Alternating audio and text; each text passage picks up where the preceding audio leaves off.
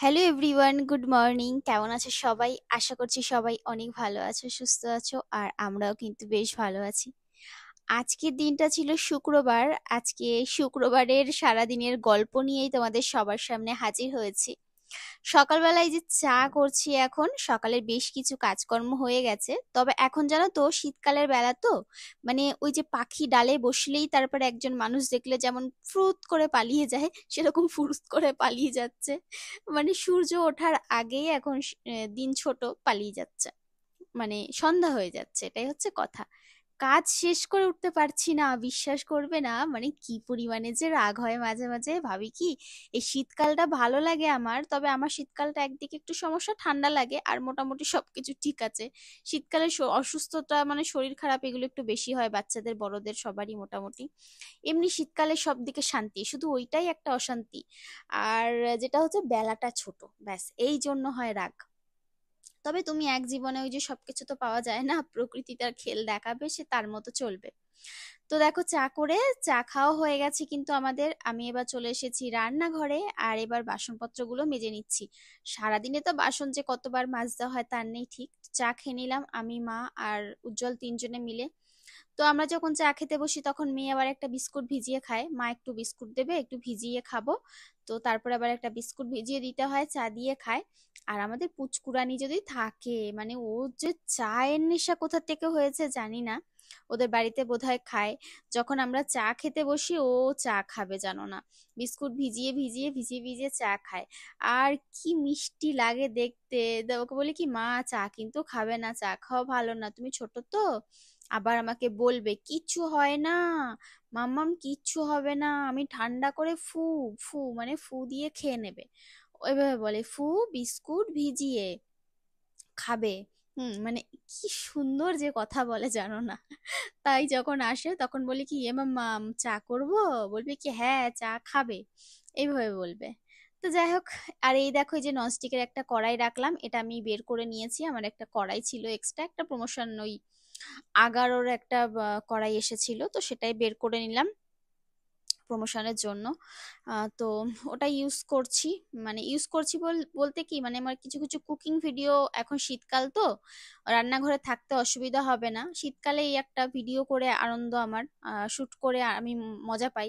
ওই জন্য মনে হয় যে অসুবিধা হয় না ভিডিও করতে। আর গরমকালে কষ্ট, দম বন্ধ হয়ে যায়, হাঁপিয়ে যায়, ঘেমে যায়, এই এক সমস্যা হয়ে যায়।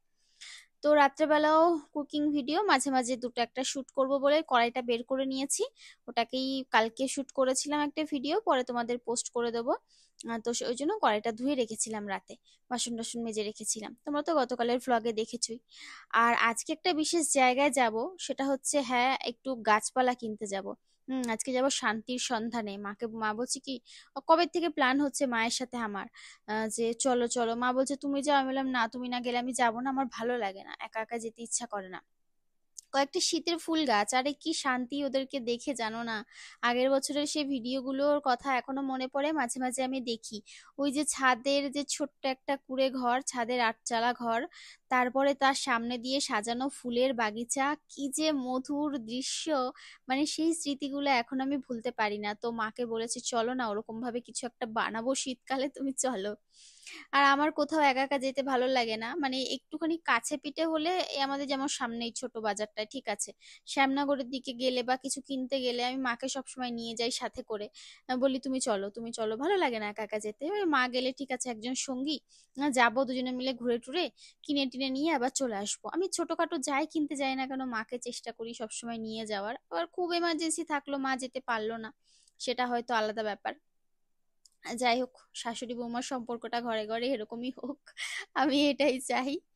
আর এবার রান্না বান্না করছি, চলে আসলাম এবার ভ্লগের দিকে। রান্না বান্না শুরু করে দিয়েছি।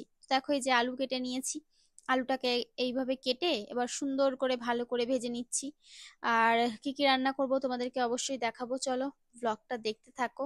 ওদিকে ভাতও বসে গেছে, আর এদিকে হচ্ছে তোমার ওই সয়াবিনের তরকারি করব। সয়াবিনটাকে না একটু সিদ্ধ করে নিয়েছিলাম, আর সয়াবিনটা একদম কষা কষা করে করবো। উজ্জ্বল বলেছে কণিকা একটুখানি ঝাল দিয়ে, বেশ মশলা দিয়ে একদম মাখা মাখা, তুমি যেরকম রান্নাটা করো আর ও খুব ভালোবাসে, ও না সয়াবিন ভেজে দিলে ভীষণ ভালোবাসে খেতে।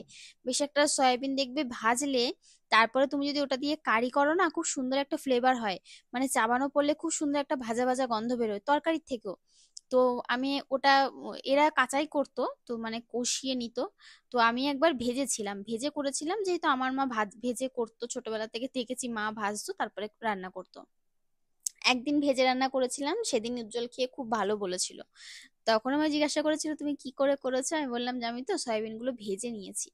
তারপর থেকে সয়াবিন করলে কর্তামশাইকে ভেজে দিতে হবে, না হলে যদি ওই রকম ভাবে সিদ্ধ করেই তরকারিতে দিয়ে দিয়েছি, কষিয়ে নিয়েছি, সেটা হবে না। তখন বলবে কি, ইস তুমি আজকে এইভাবে রান্না করেছো, খেতে কেমন একটা যেন লাগছে কণিকা। তো দেখো আমার আজকে অনেক কাজ পেন্ডিং রয়েছে, তো আমি রান্না করতে করতে আমাকে কাজ করতে হচ্ছে, কিছু করার নেই। কি করব বলো, একা হাতে সংসার সব দিকে সামলানো মানে সম্ভব হয়ে উঠছে না। আর চারিদিকের কাজ বাজ, হ্যাঁ মাও করছে, তবে মায়ের ছাদ বাগান, মা গাছপালার যত্ন এই সমস্ত তো করছে বেশি, ওই জন্য সংসারটা তো আমাকে সামলাতে হবে। আর মায়ের শরীরটা একটু খারাপ, ওই জন্য আর কি, আর কিছু না। নাহলে মা হাতে হাতে আমাকে করে দেয় সবকিছু। তাও তো ওই যে গতকাল রাত্রেবেলা কুদরি টুদরি সব কেটে দিয়েছে। কুদরি ভাজা হবে ওই জন্য। আর আমি কাজ করতে করতে আমার হাজারটা কাজ মনে পড়ে, যখন যেটা সামনে পাই তখন সেটা করতে থাকি, তাহলে আমার ওই কাজগুলো একটু হালকা হয়ে যায়। তো দেখো এই জানলাটা মাঝে মাঝে পরিষ্কার করি, তবে ওই আর কি গাছপালা থাকে তো একটু ঝুল ঝুল হয়। আর তো ভালো করে মুছে নিলাম একটা কাপড় ভিজিয়ে। আর এবার এই জানলাগুলো একটু ভালো করে মুছে নেব, তাহলে শীতকালে দেখতে ভালো লাগে। আর শীতকালে না কাজ করেও শান্তি, দেখবে তুমি এক নাগাড়ে যতই কাজ করো না কেন তোমার কিন্তু কষ্ট হবে না। হ্যাঁ তবে ঠান্ডা একটু লাগবে, কিন্তু গরমকালে যে ওই হাঁপানির একটা ব্যাপার থাকে, আমার তো প্রচুর হয় ওই জিনিসটা এখন, ওই ব্যাপারটা থাকে না। তো জানলা মুছতে মুছতে আবার হাত ধুলাম 14 বার, শুধু হাত সাবান দিয়ে ধুচ্ছি। আমার এই স্বভাব, মানে রান্না করতে করতেও হাত ধুতে হয় বারবার, আবার মুছি। আবার যখন কোনো কিছু না পাই নাইটিটা মুছে ফেলি, এখন তো সেটাকে অনেক কন্ট্রোলে এনেছি, মুছি না নাইটিতে, একটা গামছা বা কিছু কাপড় নিয়ে নিই। তো এবার ভাজা হয়ে গেছে। আর এদিকে দেখো আলুটাকে এত সুন্দরভাবে কষিয়েছি, আর বড় বড় করে আলু কেটে দিলে না দেখবে খুব ভালো লাগে যে কোনো ওই কষা জিনিসে। তো এবার দেখো এদিকে তোমার আলুটাকে ভালো করে কষিয়ে নিয়ে কিছুই না, ওই আদা, লঙ্কা, আর হচ্ছে টমেটো, আর কি দিলাম, তোমার ওই ধনে গুঁড়ো, জিরের গুঁড়ো, তারপরে একটু লঙ্কার গুঁড়ো দিয়েছি। এই তো এই দিয়ে কষিয়ে নিয়েছি। ও একটুখানি দই দিয়েছিলাম, ওই জন্য খুব সুন্দর এসেছে কালারটা, গ্রেভিটাও খুব সুন্দর হয়েছিল। তো এবার জল দিয়ে দিলাম পরিমাণ মতো। আর এবার হচ্ছে ঢাকা দিয়ে দেব সুন্দর করে, টকবক করে ফুটতে ফুটতে হয়ে যাবে। তবে আমার আফসোস যে ও এবার দেখো এলাচ থেতো করে দিয়ে দিলাম, এলাচটা ওই গ্যাসের পাশে রেখে দিয়েছিলাম, একদম কুড়মুড়ে হয়ে গেছে। ও এবার আফসোসের কথাটা বলি, আমার এই ওভেনটা না তোমার মানে তিনটে জিনিস একসাথে রান্না করা যায় না। দেখো তবে কড়াইটা অনেকটা বড়, এটাও মানতে হবে। তবে আগের ওভেনটা একটু বড় ছিল, তিনটে রান্না করা যেত বসিয়ে, আমার খুব শান্তি লাগতো রান্না করে, তাড়াতাড়ি হয়ে যেত। তো দেখতে দেখতে ম্যাজিকের মতো আমার তরকারি কিন্তু রান্না হয়ে গেছে। ম্যাজিক বলো, এরকম ম্যাজিক যদি আমাদের জীবনে হতো। তো তরকারিটা একদম কষা কষা করে রান্না করেছি।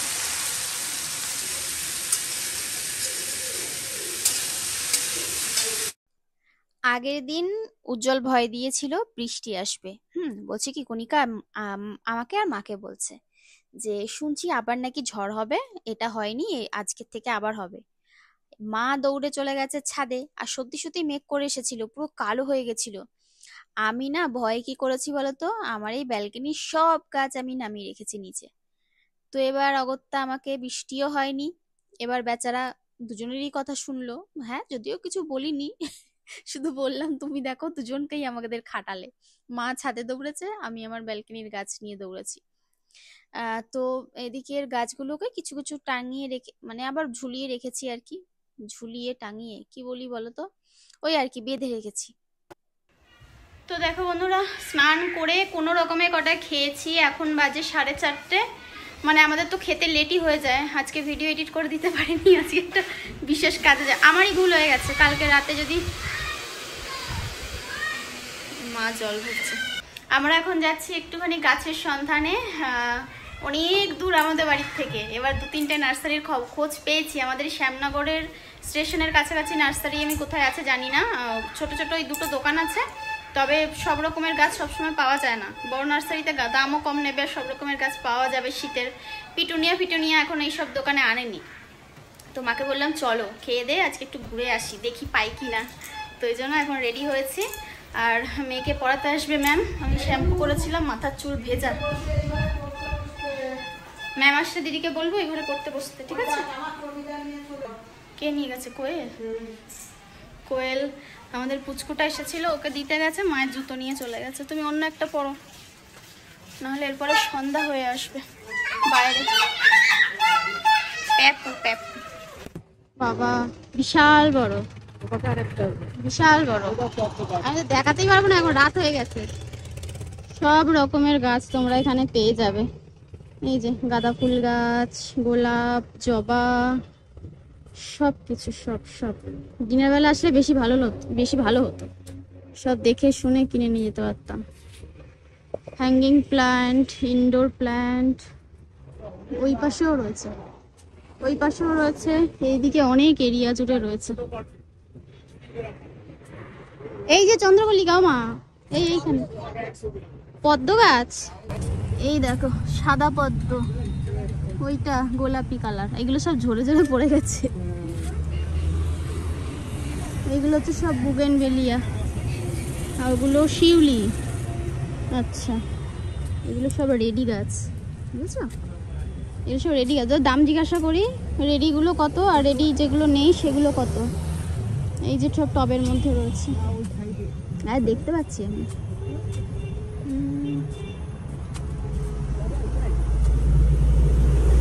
না, এখান থেকে গাছ নিয়ে নিই, গাঁদা ফাদা যা যা লাগবে নিয়ে নিই, তারপরে চলো বন্ধু।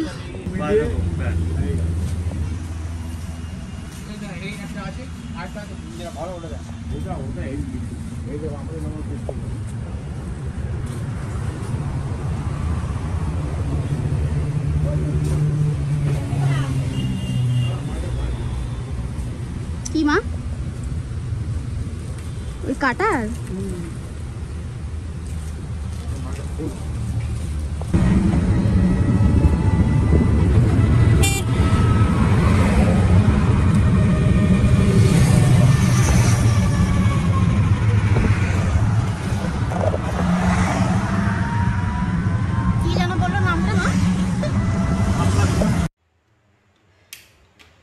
তো দেখো বন্ধুরা, বাড়িতে এসে গেছি।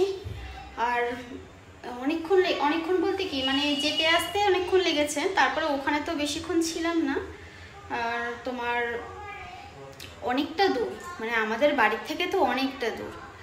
তো টোটো 3খানা, মানে আমাদের এখান থেকে টোটো পাল্টেছি, শ্যামনগর থেকে আবার অটো, তারপরে ওখান থেকে আবার অটো, অনেকটা দূর।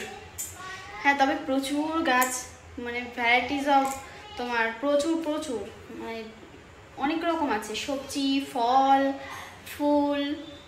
এখন শীতের, আমি তো গেছিলাম শীতের সব কিছু আনতে, আর ভেবেছিলাম একটু জবা আনবো, একটা দুটো জবা আনবো। আর আমাদের বাড়িতে জবা গাছ আছে, তবে বেশি জবা গাছ থাকলে অনেক জবা ফুটবে, যখন ফুটবে। আর গাছগুলো তো এখন থেকে ভাবছি একটু যত্ন করব, আমি যত্ন করবো। ফুল গাছগুলোর ডিপার্টমেন্ট আমি নিয়ে নেবো, আর ফলগুলো যেগুলো আছে, ফল সবজি, ওগুলো মাকে দিয়ে দেবো। তাহলে কি হবে, ভাগাভাগি হয়ে যাবে, অসুবিধা হবে না। তো ওই জন্য ফুল গাছগুলো আমি এবার, আমার টবগুলো আসুক অনলাইন থেকে, আমি গ্রো ব্যাগ অর্ডার করেছি, তো ওর মধ্যেই বসাবো শীতকালটা। ওই ব্যাগগুলো দেখেছি অনেককে বসাতে, তো ওটাই আর কি নিলাম। টব আর নিলাম না, মাটির টব ভেঙে যাচ্ছে ঝড় বৃষ্টি হলে, আর প্লাস্টিকের টব ফেটে যাচ্ছে। তো এবার এটা ট্রাই করছি, জানি না কি হবে। শীতেরগুলো তো হয়ে যাক, তারপরে দেখা যাবে। আর কিছু সবজি টবজির বীজ এনেছি, যেমন লাল শাক, বিনস, শসা, আর এক ধরনের কুমড়ো আনলাম, কুমড়োর বীজ, এইসব এনেছি। আর কি কি গাছ এনেছি তোমাদের কালকে দেখাবো। নিচে রয়েছে, আজকে আর ইচ্ছা করছে না, ক্লান্ত। ওই ভারী হয়েছে কি পরিমাণে ওই ব্যাগ, তারপরে সার বলতে ওই কি একটা মা এনেছে, মানে বসানোর সময় সব দিতে হবে আর কি, দুটো।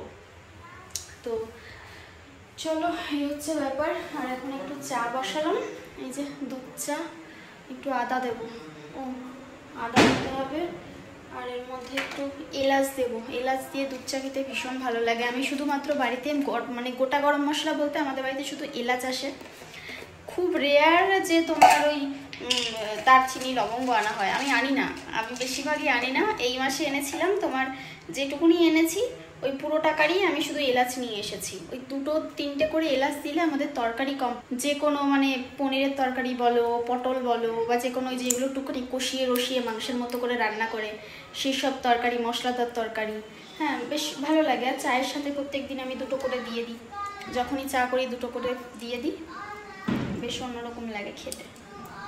চলো চা খেয়ে নিই, চা খেয়ে রাতে রান্না জোগাড় করতে হবে, ভাত আছে যে কটা দেখতে হবে, আর কিছু করতে হবে কি না সেটাও দেখতে হবে। তবে আজকে মনে হচ্ছে রুটি আর হবে না, আজকে আর এনার্জি নেই রুটি করার মতো। আজকে হচ্ছে তোমার ওই ভাত বসিয়ে দেবো কটা, আর আমি আর মা মুড়ি খেয়ে নেবো, আমরা রাতে ভাত খাই না। হ্যাঁ ছেড়ে দিয়েছি, আমিও ছেড়ে দিয়েছি, মাও রাতে ভাত খায় না। ইচ্ছা খুশি, মানে যদি কোনোদিন ইচ্ছা হয়, খুব ইচ্ছা হয় তখন খাই, আর অল্প অল্প ইচ্ছা হলে খাই না, হয় রুটি নয়তো মুড়ি খাই। আচ্ছা, রাত্রেবেলা একটুখানি করব তোমার পনির রোল। উজ্জ্বল আমাকে বলছিল কণিকা খুব রোল খেতে ইচ্ছা করছে, কিন্তু ভেজ, মানে ভেজ রোল কিভাবে করব কিভাবে খাবো সেটাই আর কি। আর সত্যি কথা বলতে ভেজ দোকান না, মানে তুমি যে পুরো একদম 100% ভেজ দোকান তুমি পাবে, পাওয়া খুব মুশকিল। খুব মুশকিল, আর পেলেও না সেই, মানে বেশিরভাগ মানুষ পেঁয়াজ রসুনটাকেও মানে অনেকে আছে ভেজ বলে মনে করে, তো তো ওই জন্য আর কি। এবার এক এক জায়গায় এক এক রকম নিয়ম, আমরা যে যেরকম পেঁয়াজ রসুনও আমাদের চলে না, তো অনেক জায়গায় ভেজ বলতে পেঁয়াজ রসুন দিয়ে দেয়, তো এটাই হচ্ছে সমস্যা। হ্যাঁ, তবে একটা ভেজ বিরিয়ানির দোকান পেয়েছি, ওখানে শুধুই ভেজ বিরিয়ানি বানানো হয়, ভেজ জিনিস। তো উজ্জ্বলকে বলেছি যদি কখনো খাই তো খাবো, আলাদা সব মানে হাঁড়ি টাড়ি সমস্ত কিছু মানে আলাদা ভেজ। তো এখনো জানি না, মানে আর কি দেখেছি বলেছি ওকে। তো যাই হোক, আজকে যেটা করলাম সেটা হচ্ছে পনির, ভেজ পনির রোল করেছি। ওই ঘরে যা ছিল সেই সমস্ত উপকরণ দিয়েই করে নিলাম। আর এবার অনেক রাত হয়ে গেছে, তো আমি না ফ্রেশ হয়েছিলাম, ভাবলাম যে এবার একটু কাজ নেই, চুপচাপ বসে থাকবো, তখনই হুকুম হয়েছে। হ্যাঁ, তবে মা আমাকে ময়দাটা মেখে মেখে দিয়েছে। উজ্জ্বল বললো যে ওর কণিকা একা একা পেরে উঠবে না, ওর খুব মাথা যন্ত্রণা করছে। তো এদিকে মানে আমাদের দুজনের সামনেই বলেছে। ও বললো যে একটু পনির রোল খাওয়াও, মানে ভেজ রোল খাওয়াও। তো আমি বললাম যে দেখো আমার খুব মাথা যন্ত্রণা করছে, আমার ইচ্ছা করছে না, তো কালকে খাওয়াই। তো মা বলছে ঠিক আছে আমি রেডি করে দিচ্ছি, তুমি তাহলে বানিয়ে নাও।